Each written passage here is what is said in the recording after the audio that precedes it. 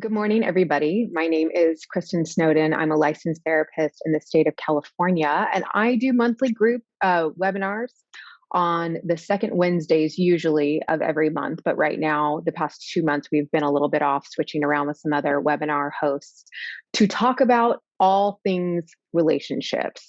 I regularly talk about the fact that we never take classes and how to do this messy thing that we do with everybody on this planet, which is have relationships, communicate with them, deal with not just the present version of them, but their all the baggage and the muck that they carry around from their past, and how to just kind of navigate the really complicated world of engaging with yourself and better understanding yourself, you show up in relationships, and then better understanding what's going on with everybody else in your life and how they're showing up in these relationships. So today we are going to be talking about, we are on the chapter 9 of the book that I wrote with Scott Brassert, Life Anonymous, to talk about step 9. But the title of this discussion is really about why hurt people, and how to avoid that. Because that is really the theme of what we're talking about when we talk about step 9. So let me talk a little background really fast, is that Life Anonymous is about how the 12 steps from Alcoholics Anonymous can be applied, have very classic applicable themes that can be applied to anyone who just wants to kind of learn a new way into changing patterns, changing stuff within themselves, changing dynamics within people that they're in relationship with. And we kind of Scott talks about it from a place of being a recovering addict. I talk about it from a place of not being a addict in any kind of clinically definable way, but taking these applications about seasons of my life where there really were challenging, applying them to my interpersonal relationships, my struggles internally.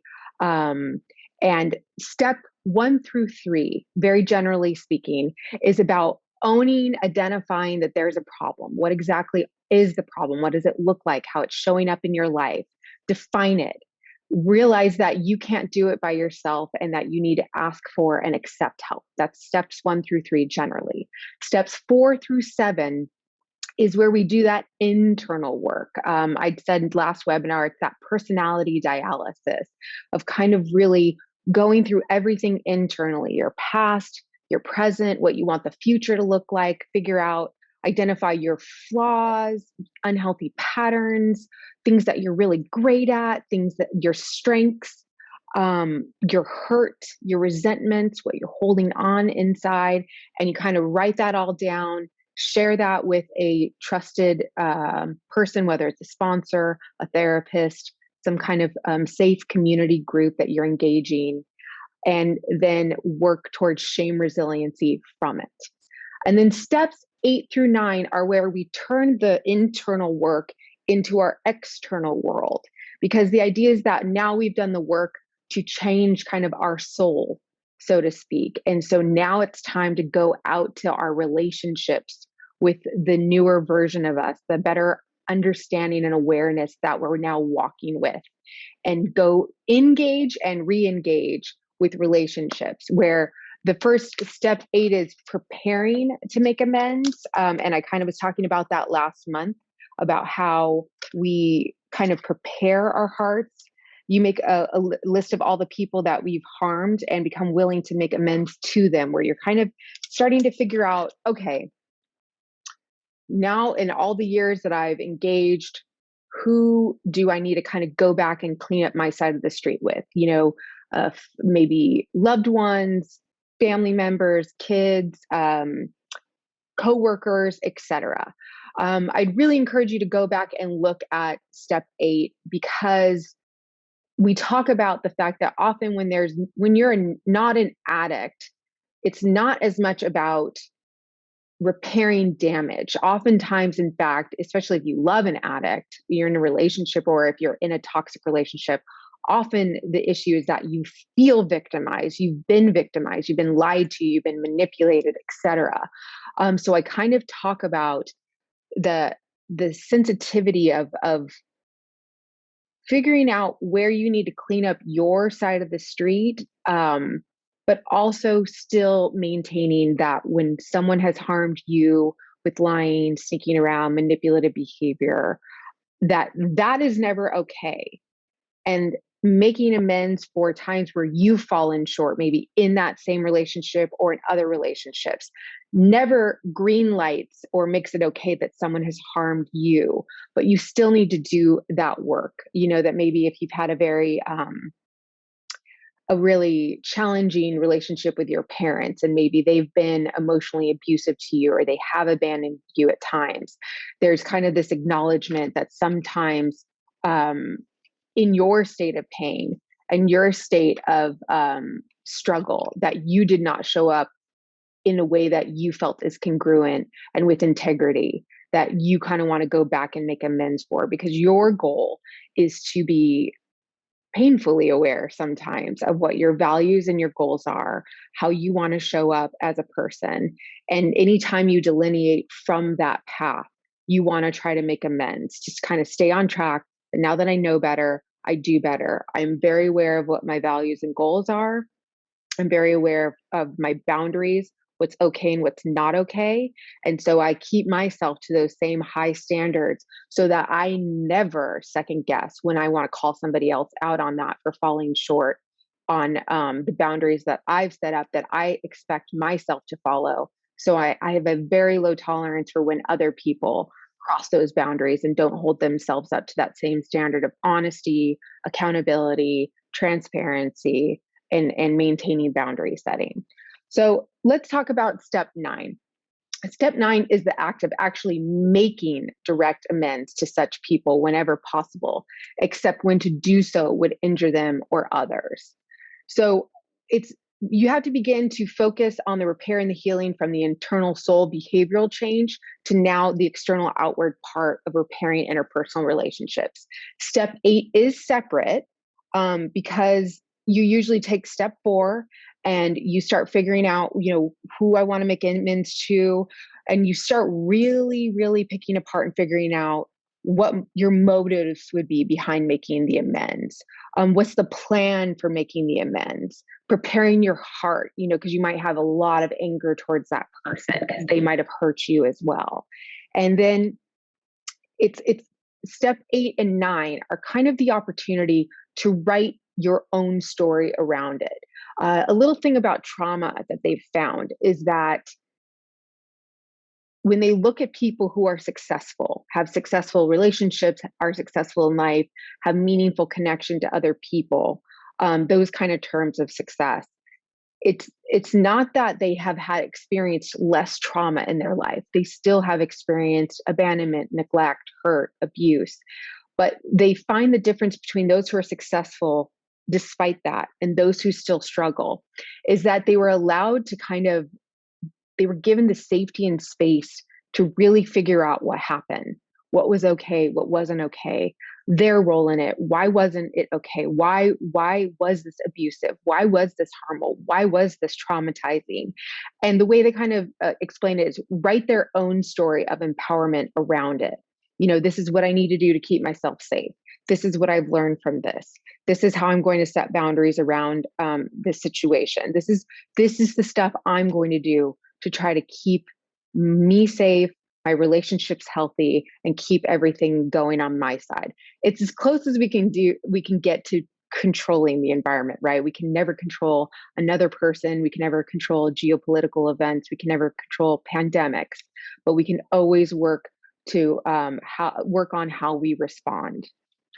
So even if we're victimized, if we don't kind of do that step 9 of making amends and kind of cleaning up our side of the street, we tend to become more controlling, more manipulative ourselves, or tend to be more willy-nilly, so to speak, about, oh, well, I don't hold myself to boundaries. I don't hold myself to accountability. So then you kind of make excuses sometimes for other people and you don't hold them to those same standards, so to speak. So we always encourage step 8 and 9 to be done with the help of a well-trained therapist or sponsor, again, community people. They can kind of help you assess the prudence and the timing of re-engaging maybe past relationships that might have not been so healthy. You might still be in a fragile state, so maybe now's not the time to be re-engaging with an ex-spouse or something like that. Um, and so it's really important to assess. There might be people that it would do more damage to yourself or to the other person to kind of crack everything back open again and re-engage something. So you really should be talking to somebody else when you're deciding who to engage with to be doing step 8 and step 9, because there are 2 ways of making amends, and Scott talks about it. There's the direct amends, where you go up to the person and you say, look, I'm sorry, this behavior wasn't okay, no excuses. This is the way I'm going to repay it or make amends or create some kind of restitution around it. Or sometimes it's just as simple as, I've noted the behavior, it's not okay. I'm going to do my best to change the behavior, and I'm sorry about that. So those are those direct amends. And you really have to figure out who's safe enough to be having those exchanges with. The other type of amends is the indirect amends, where just even the process, like the step 8 process of sitting down and preparing your heart and really owning, okay, even though I might have been wronged in this particular way, I responded in this way out of hurt and anger and fear. I know why I did it. But it's still, when I step back and I think about who I want to be as a person, I still didn't show up in the way that honored that. So it's just the act of being contemplative, being very thoughtful about what was not okay about how you showed up in situations. And sometimes the discomfort of kind of the, like, wow, I'm capable of being that. I'm capable of doing that. I don't like that. That alone can be an act that really can change your heart.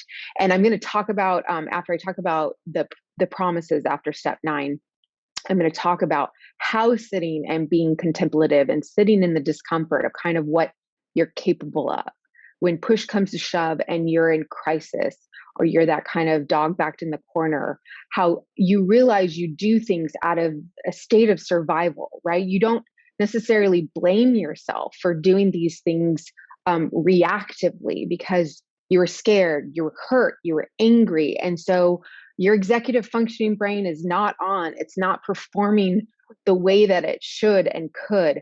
But that never stops the need for you to kind of stop, think about it, process it, and be aware of it, not make up excuses for it. Like, you still have to sleep with yourself at night. And even if you've been victimized by other people, there's still kind of a painful accountability that you need to put yourself through of, okay, that was terrible. That was unacceptable. How do I want to continue to choose to show up every day in spite of what happened? So that's really, really difficult work. But what that does do also is it creates space for empathy and compassion, and most importantly, self-compassion for yourself. And we're going to talk about that for a minute. Scott talks about a check once you're done with step 8 and 9 is going through what the AA world, Alcoholics Anonymous, talks about, the promises, that if you complete these steps 1 through 9, they assert that the following should be a few things that you notice in your life, some significant changes. If we are painstaking about this phase of our development, this is from the AA book, we will be amazed before we are halfway through. We are going to know a freedom and a new happiness. We will not regret the past, nor wish to shut the door on it. No matter how far down the scale we have gone, we will see how our experience can benefit others. The feeling of uselessness and self-pity will disappear. We will lose interest in selfish things and gain interest in our fellows, so meaning our community and our human connection. Self-seeking will slip away. Our whole attitude and outlook upon life will change. Fear of people and of economic insecurity will leave us. We will intuitively know how to handle situations which used to baffle us. We will suddenly realize that our higher power is doing for us what we could not do for ourselves. Scott talks about when sponsors are walking their sponsees through the steps. They kind of do a check to find out if you've really done the steps right, so to speak, making these soul changes instead of like checking notches off the box. Okay, 1, 2, I did that homework assignment. Okay, I shook this person's hand. Okay, I got a sponsor. Okay, I went to that meeting, blah, blah, blah. But really doing the work to the point that it's starting to sink in below the head into the soul, that those are the things that you're going to start noticing in your life. It's not that interpersonal relationships get easier, so to speak, right? Because we're all very flawed human beings. It still gets complicated. But we notice the shame that we feel and we take steps to relieve the shame. We talk about it with other people. We go to people who can be empathetic and non-judgmental to kind of relieve the shame. When we make an error, and we talk about that in steps 10, 11, and 12, we quickly go back and are accountable for it and own it and try to make amends for it. We start being kind of a little bit more aware and confident in how to navigate messy interpersonal relationships, how to manage conflict, how to show up in that way instead of kind of turning outward to our substance of choice, like get an argument with your spouse and you just drink yourself. You feel really stressed at work, and so you go sexually act out somewhere. You're feeling really insecure, so you kind of, shove the chocolate cake down your throat, or you go spend a bunch of money on your credit cards. You use yourself and your connection with yourself, a higher power, whatever that might be, a spiritual connection in some way, and your healthy and safe interpersonal relationships to co-regulate and down-regulate the ebbs and flows and stresses of life. That's kind of the goal here by step 9. And that's what the promises are saying, that if you get there, those are the signs of things that are going to start working for you. So let's talk about empathy and self-compassion. This is the really important key to why we practice step 8 or 9. If we're regularly kind of exploring our interpersonal relationships, how we might have been victimized, and setting up healthy boundaries and consequences around that, but also owning that we're flawed human beings. And in our flawed state, we can sometimes fall short just to our own level of expectations, nobody else's. It helps with a couple keywords that we talk about in recovery a lot, but I'm going to talk about them. The humbling. So, Scott says it's like the right sizing you. It doesn't make you, when you try to humble yourself within these relationships, within the world, you don't swing over to self-righteous of like, how dare you? I'm such a higher functioning human being than you are. I'm so much better than you. Why can't the world just clone a bunch of me? Then the world would be all okay. That kind of self-righteousness. How dare you? And you don't swing over to the I'm tiny, I'm small, I'm less than, I deserve this poor treatment. I deserve to have no one listen to my boundaries. I don't deserve to ask for any needs to be met. Humbling is that right sizing where we kind of find our space in this world where we know we are flawed, we fall short, bad things and bad people, and sometimes good people have harmed us, on purpose or indirectly. And all these things just kind of make us humans. This is our space in this world, that we don't need to swing over to self-righteousness or shrink into almost nothingness. That humbling is the state that we still have the right to be loved, to show up authentically and honestly, to be valuable, etc. And then with that humbling process, there's also the hope that you can develop compassion and empathy and self-compassion for yourself. So I talk about that. We go into, I'm a certified Daring Way facilitator through Brene Brown's work. And so she talks a lot about how shame is in all of us. And the only way out of it is through practicing empathy, compassion, and self-compassion. So with ourselves and with other people. And so she talks a little bit through also the work by Dr. Kristin Neff, about how to practice empathy and self-compassion. So just so you know, our culture confuses compassion. We have a culture that sometimes thinks compassion is like, oh, bless your heart. I feel so bad for you. But compassion is actually feeling sad or hurt or with someone, seeing where they're at, meeting them where they're at, not like I'm up here because I've gone through stuff and I know so much better and I do so much better. So I can guide you and be the boss of you through your like really horrible human flaws. But it's not a hierarchical dynamic where one healed and whole person helps a wounded, less whole person. Compassion is a shared recognition that we all hurt, we all suffer, and we all need others to support us at one time or another. Self-compassion is recognizing this in ourselves and also practicing kindness within ourselves.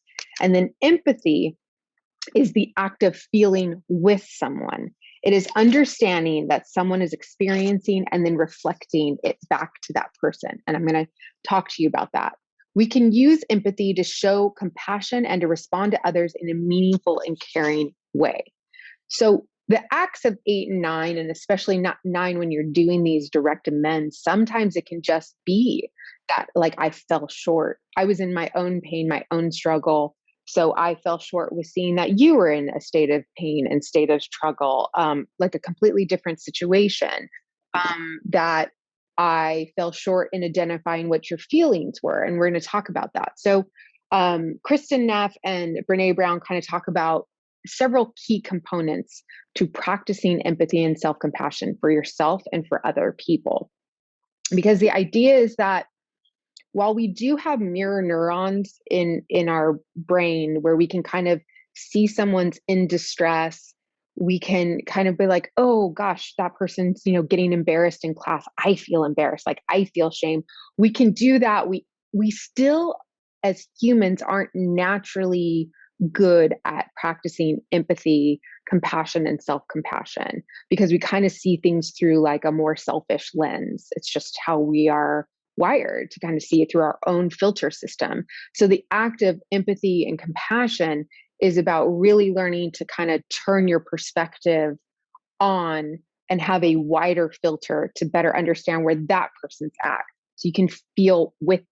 So when someone comes to you in a state of hurt and pain, your kids, a friend who's struggling with marital issues, when you are struggling yourself with your spouse or someone's lost somebody, we don't teach these skills. So practicing them is key to learn how to do interpersonal relationships, I guess, more effectively. What it does is essentially give someone a safe space to kind of go through their stuff and process it without you judging them and with you practicing empathy and compassion. So stay out of judgment. Judgment is often an extension of our own shame.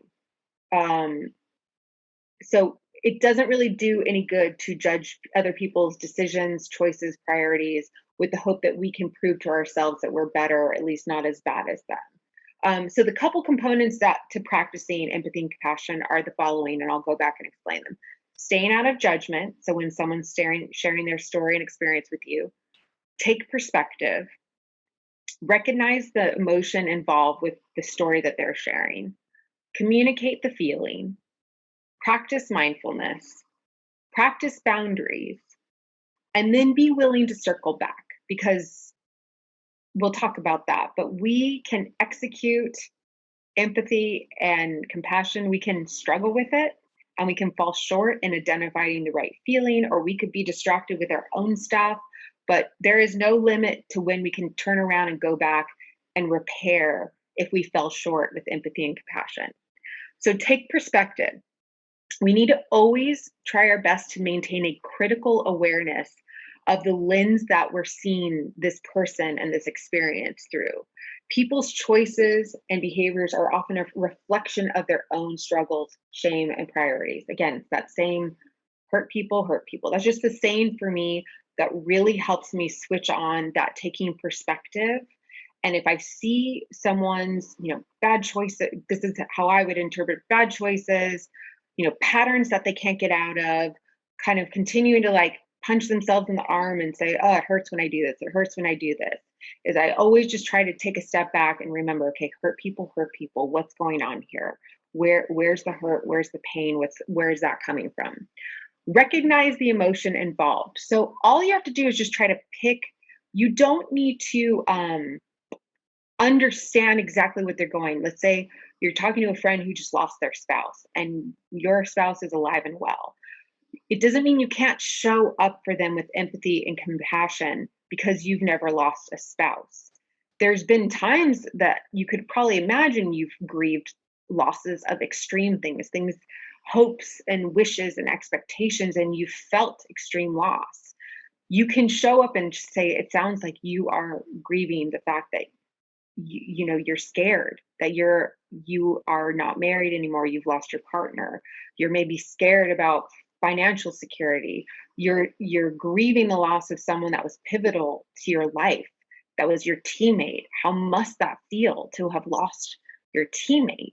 So you can definitely not maybe know exactly what those feelings look like, but still be able to identify and recognize the emotion involved. Communicate that feeling. It sounds like, insert what you're seeing. It sounds like, you don't even have to be accurate. Sometimes, you can talk about someone who is talking about getting divorced from their partner, and you can say, wow, it sounds like you're really sad. And they go, no, I'm not sad. I'm angry. I am pissed that he or she did this, and I'm pissed, right? And you can say, oh, okay. All right. Like, that's okay to be wrong. Practice the mindfulness. Pay attention when other people are sharing their stories, because because we see everything through a egocentric, self-centered filter first and foremost. We're going to see it through our own um, shame and struggles. So I kind of joke that when people talk about their teenage daughters, I feel my body like tense up because my daughters are just like getting into that phase. And I have my own stuff where I cannot even sometimes listen to their story because I start going into this downward spiral of, oh my gosh, what if that is me? What if that happens to me next year? What am I going to do? That sounds terrible. So then suddenly I'm not even showing up for that person, identifying what they're going through, what they're dealing with, because I've been sucked into my own vortex of worrying about how that might affect me and impact me. That's just how we are as humans, ladies and gentlemen. It's gonna happen. I'm just asking you to practice mindfulness of even just saying, oh my gosh, as you're telling me this story, I feel my chest tense up, like it sounds so stressful. That's kind of just what you do. And then speaking of that, practice boundaries.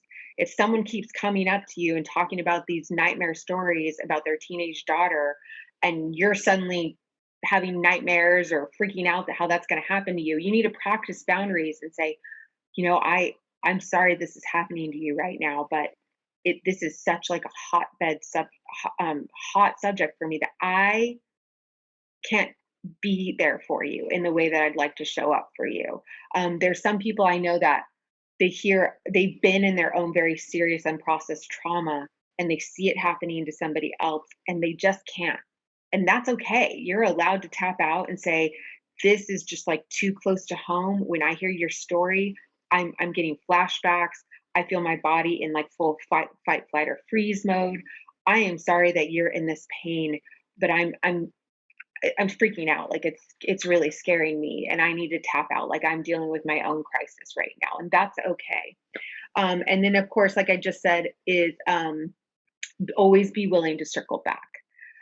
When you're doing these step nines, making amends or connecting with other people who are trying to repair damaged interpersonal relationships, just remember, because we are painfully flawed, because we fall short, we are humans, we will fall short. We won't show up the way we want to. They'll fall short. They'll show up in a way that they regret. We can always circle back. That's really freeing to me, because that's what I just remember is like sometimes when my neurobiology calms down and I can think back, oh God, she said this and I like made this really stupid comment instead of being supportive of her and like, what an ass am I? I remember I can just circle back. I can pick up my phone, or I can call her or text her and say, "Wow, when you were sharing this story that you were obviously upset about, what happened between you and your daughter, I just brushed it off and I was like, oh, get over it, or I minimized it, or I was like, oh, teenagers. And I'm sorry, like, what I really meant to say is that had to be painful to hear your daughter scream, I hate you, when you love her so much. And I'm sorry that I didn't, comment on that. That's freeing to me, that to know that I can always circle back and repair when I fall short with empathy and compassion. Um, and that's about it for everything regarding step 9. There's lots of questions. When you shared personality dialysis last month, I honed in on that, and I've shared that with several other people. And the right sizing, I really do love that, because I think it's so easy for us to be wrong size, we're either too big or too small. And so just continuing to practice this. And what I really love about, the steps, whichever approach you're using from an addict or not, is it gives us a pattern. It gives us an opportunity to do life differently. We don't have to get it right the first time. We have a way to better ourselves and better our skills. So somebody put a comment in here: hurt people is a dangerous cliche and bad excuse. I think they missed the point, but I'll finish. Bullies hurt people. We all hurt, but we don't all hurt people. That can be a cultural refrain where narcissistic bullies, etc., are supposed to be felt sorry for because they were hurting. No contact with hurting narcissist bullies is the answer, not amends. So I think for myself, when I feel hurt, I want to lash out. And it's a really good reminder for me that feeling hurt is not an excuse. It feels like you're perceiving that we're saying it's an excuse for hurt people to hurt people. It isn't. It's a reason. And it's helpful for me to be able to look back at patterns of my family where people didn't have the resources, didn't have mental health support, all of those things, to be able to look and go, oh, that's, I can see the thread of why that happened. It doesn't change the reality, that I missed out on some things that would have been beneficial for me growing up, but it gives me, a better framework for that. And it removes it that it was somebody was personally not, they were doing that to me. And in most cases they aren't, but you setting healthy boundaries for you nobody deserves to be bullied, like that is just because somebody was bullied doesn't mean that they have the right to bully other people or that you need to tolerate that. So having an understanding is, again, not an excuse. It's a reason, but it's not an excuse. So we're not giving carte blanche to people to walk around, banging into everybody else and causing them misery. So, Kristin, comments? I know the only time I hurt people and don't show up the way I want to is when I'm in a state of hurt. So when I have unidentified shame, when I feel attacked or in a state of defensiveness. Yeah, I know when I screw up in my marriage and when I screw up with my kids or other people, it's usually because my soul is drained. I'm feeling unappreciated. I feel attacked. I feel lots of things. And so I can say I come back and I bite them in the butt, because I feel that way. But the truth is like I'm in a state of hurt, so I don't act the way that I mean to act. I don't um, affirm and hold up the fact that I love these people and I want to treat them that way, and I forget it in a state of my defensiveness, in a state of my hurt, and I don't show up the way I want to show up. I've shared on their webinars. I have in this process identified probably the most painful wound for me is abandonment wounds. And so if those are getting poked, I am hurt. I'm immediately in that hurt place, and I want to react. I have learned that that's probably not going to be my best choice. And as much as I'm grateful for having the ability to make amends, it's not like I want to go out and make a whole bunch of amends, because that means I've, caused chaos and all of this, and have other people that are feeling bad or thinking, what the hell, with her, because she's off the rails.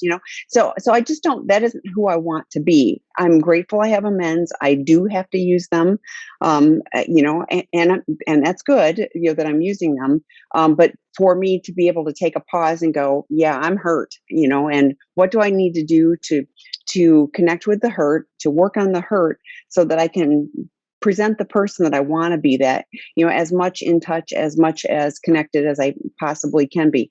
Human being, sure going to mess up, and that's okay. I'm glad to be part of the human race. So I'm willing to do that. So, but like, I just really want you to take, that we're not condoning somebody being a bully, or that they can attack you or hurt you.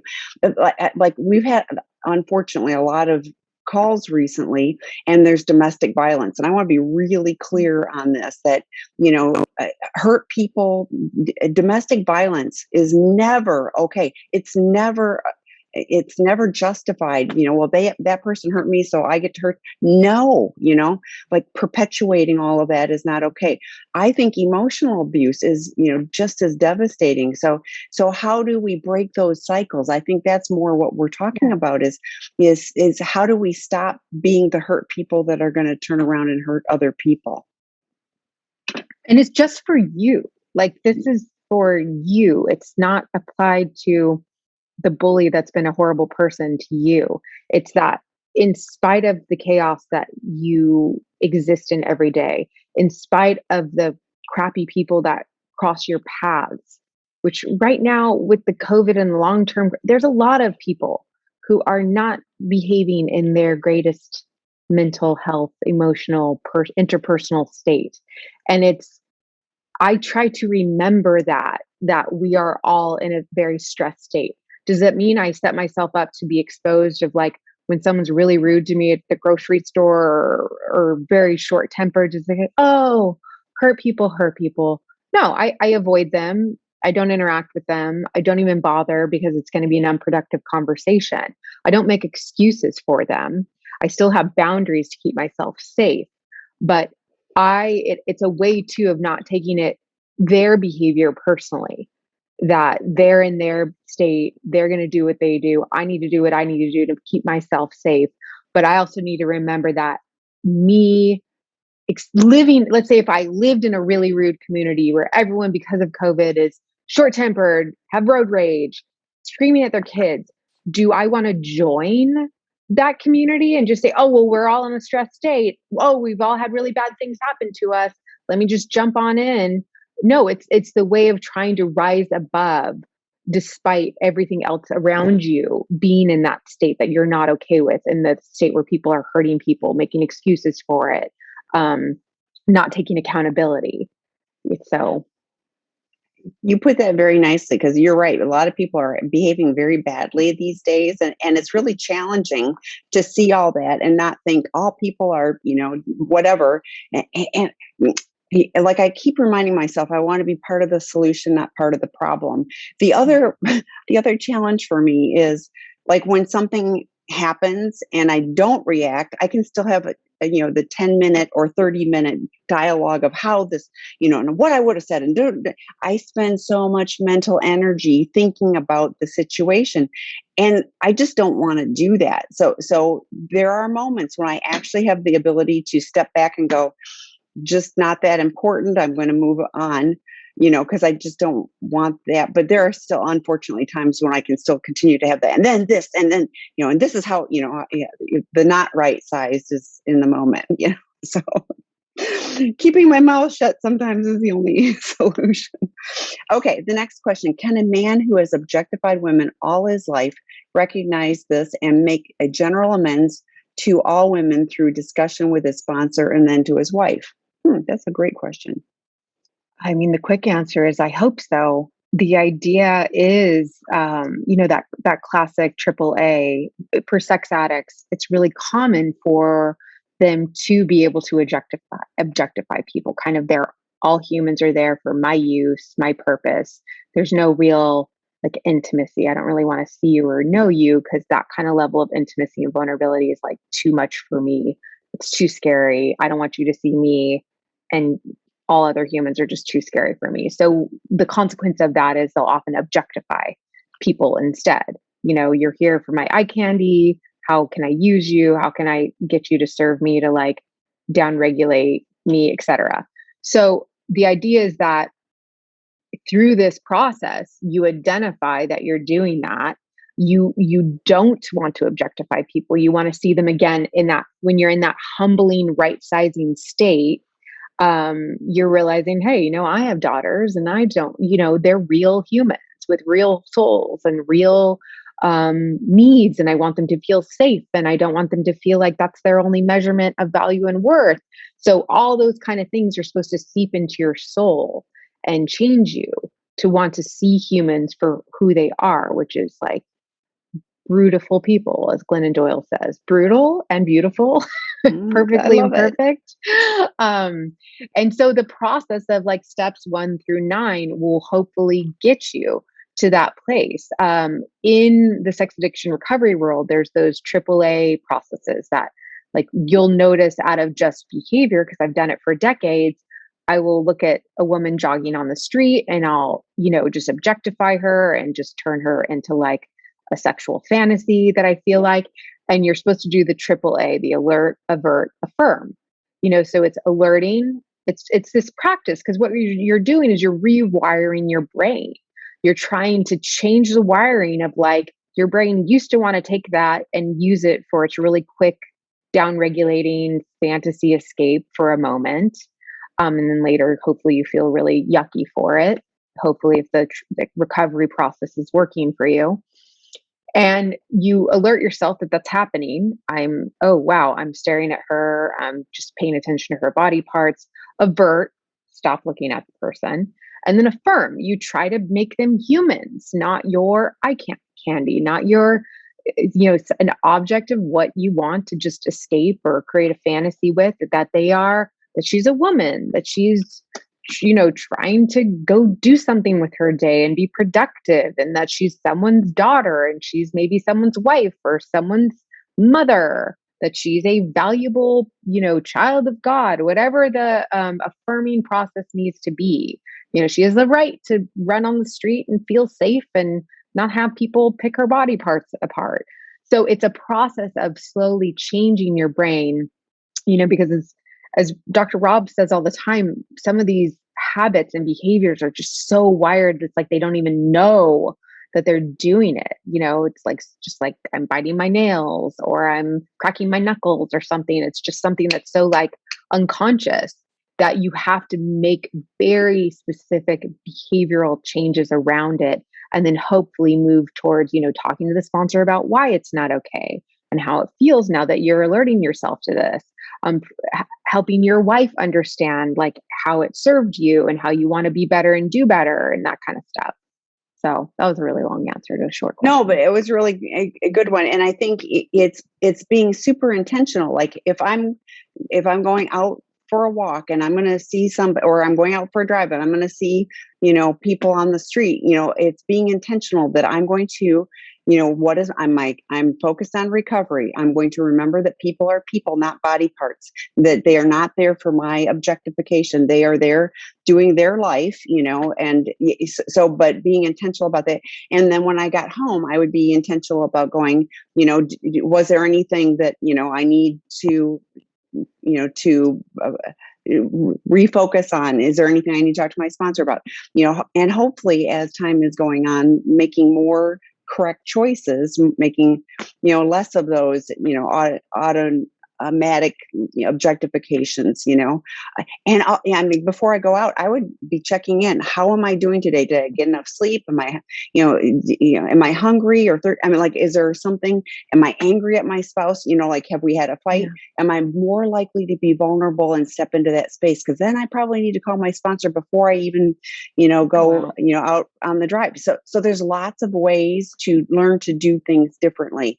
We're human. We're not going to do it perfectly, but we absolutely can, and understanding people, male, female, whatever, are always, still people. They're somebody's, son, daughter, husband, wife, sister, brother, all of those things. Nobody deserves to be just objectified to body parts. So, next question. How does a betrayer make amends with former acting out partners? For example, women he deliberately misled or lied to, i.e. failed to say he was in committed relationship. How to balance with needs, feelings of the betrayed partner? Oh, that's a great question. Yeah, it's a great question. And it goes back to why this has to be done with like a therapist and a sponsor, and your community, right? Your kind of trusted fellows in your recovery community.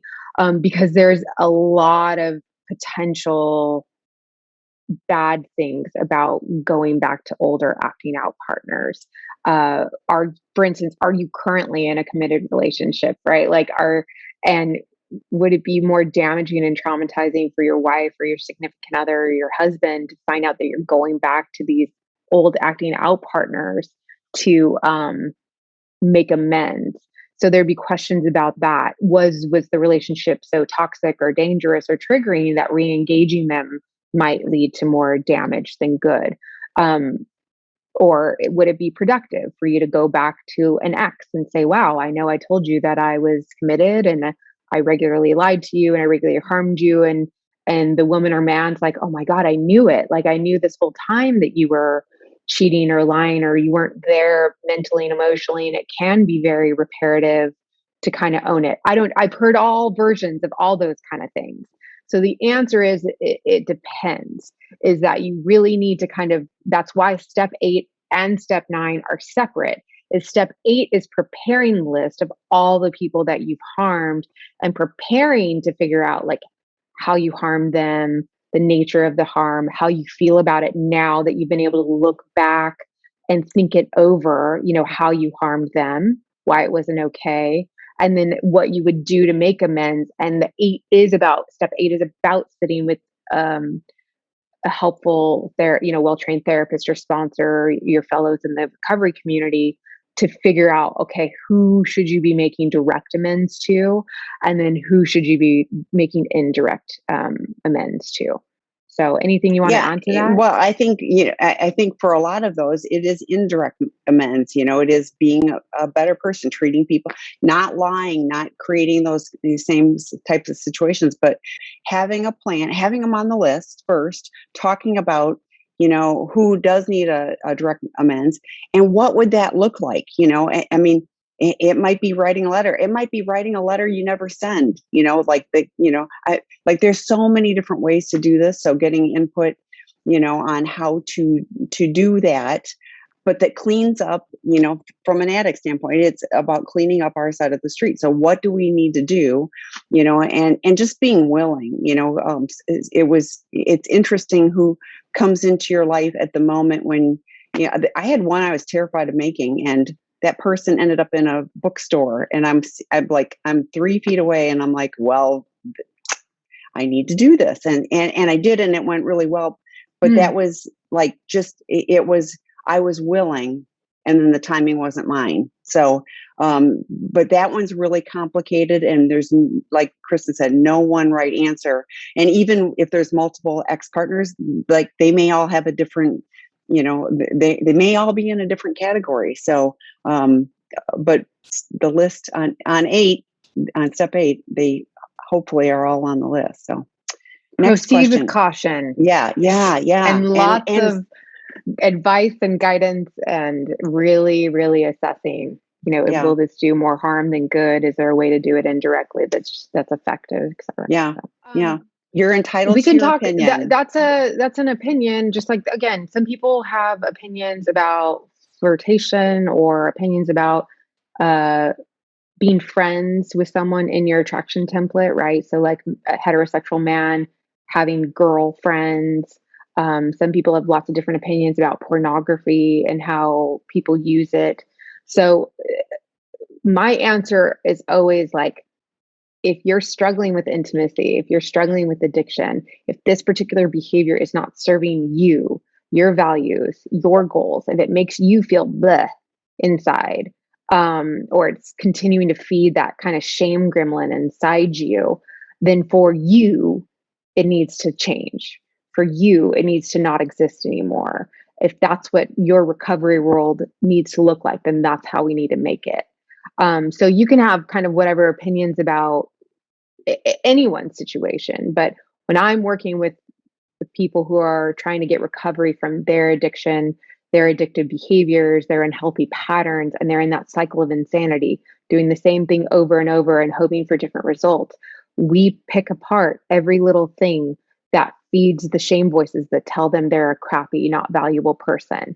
And we start working towards getting those things out of their life and replacing them with behaviors that are more affirming to them that they are good humans, that they're honest, that they hold themselves accountable, that they do their best to navigate relationships as healthily and openly and transparently as possible. They have empathy and compassion and self compassion. They have boundaries, all those kind of things. So if they don't fall within those particular circles or expectations or layout plans, then it doesn't work. Anyway, I'm going to let that one go. We have another question. Why should a betrayed wife need to worry about making amends to a person who has hurt them? So we talked about this last week because someone said the same thing we were talking about. That's jumping to a big conclusion. Making amends in general to people who you have harmed by maybe not showing up in the way that you want to show up is totally separate from the engagements of other people who've lied to you, hurt you, harmed you. Completely separate. So, I guess unfortunately, sometimes, family members, colleagues, partners, they fall under two categories, right? They are the ones who have harmed you by behaviors or choices that really hurt you, and that's not okay ever. But sometimes during the long-term relationship with these people, you've realized when you take a step back, oh wow, I didn't show up this way. I was hurt, and so I lashed out in this way, or I said this really harmful, abusive, hurtful thing there. So those are very, very separate issues. And again, that's why you need to talk to a therapist or a sponsor about stuff that might be weighing down on you. Last month, I gave an example of an addict who was in recovery, and he had stories of being physically abused by his mom. And that's not okay. He doesn't have to make amends for the fact that his mom, and whatever her state was, physically harmed her son. I mean, I guess you could say, yeah, single mom stressed out, doing the best she can, but it's not excusing it. It's not okay. Like, she should never have raised a hand on her son. But when it came time for him to do his step 8 and 9, he realized a part of him in his drug induced state, in his kind of very manipulative state. He was violent himself. He said and did things that were weighing down on him that he wanted to make amends for his mom. So it's that really complicated dichotomy where you can own that someone you love harmed you and it's absolutely not okay. Me apologizing for this particular situation that I feel bad about is completely separate from and does not get you off the hook from the fact that this was not okay. I think humans, we like to blend those. When we're harmed, we think, oh, if I apologize for X, Y, and Z, let's say I caught my husband sneaking, bought a bunch of stuff that I was angry that he bought that he didn't talk to me about. And I go up to him, and maybe during that course of me engaging him and saying, why did you buy this stuff without talking to me? It makes me feel like I'm not your teammate. I belittle him and make fun of him and be like, what are you, just like an insecure man? And so you have to go out and buy these like manly things, right? Like, I emasculate him because I'm in a hurt state. What he did was not okay. But when I walk away from that fight and I feel it heavy on my soul, where it's like, God, Kristin, that did you have to go there? Like, geez, you went for the jugular. That's a cue for me that I need to go back and repair that particular part, that I didn't like how I showed up in that situation. While it's not okay that he might have lied or done something I wasn't okay with, I still need to show up in a way. Does that make sense? There's a difference. Yeah, no, and and I mentioned domestic violence earlier, and it's like, there's never a justification, but when a partner, and we've seen this, and when partners are violent against their betrayer, like that would be the betrayer's behavior does not justify domestic violence. So therefore, making the amends on behalf of the person who the partner, it is something to do. This is all about us being free, and so, and always pointing the finger. And I'm not saying you are, but if you're always pointing the finger at, well, that person did this to me, then you're in this one down or two down, victim mode. So what do you need to do to set yourself in a place where you can have healthier relationships with not just the betrayer, everyone? Like, what do we need to do to have good relationships? That's, basically what we're talking about. So we'll be back next week. So thanks, Yes, everybody. I will see everybody on the second Wednesday of the month at 9:30 a.m. Pacific time. Please join us. And the links to the Zoom are always below in the comments section or in the description. Yes. And just a reminder to everyone to please go to kristinsnowden.com and check out all the resources. I am regularly scheduling new live workshops for betrayed partners, and also some workshops where we go through shame resiliency practices and better understanding how to have healthy intimacy, dealing with things around fears of vulnerability and connection with other people. It's a really great program, and I'd encourage you to check that out. It's called Courageous Connection. And I also have my online course always available on my website. If you want to learn more, click on kristinsnowden.com, and it is called Resiliency, Recovery, and Relationships, where I collect everything that I have created and researched and understand to be all the things that we need to do to learn how to do relationships more healthily, how to heal from the past, better show up in the present, and move towards a healthier future. Thank you so much for joining me, and I'll see you on my website, and join my mailing list too when you get a chance. Take care.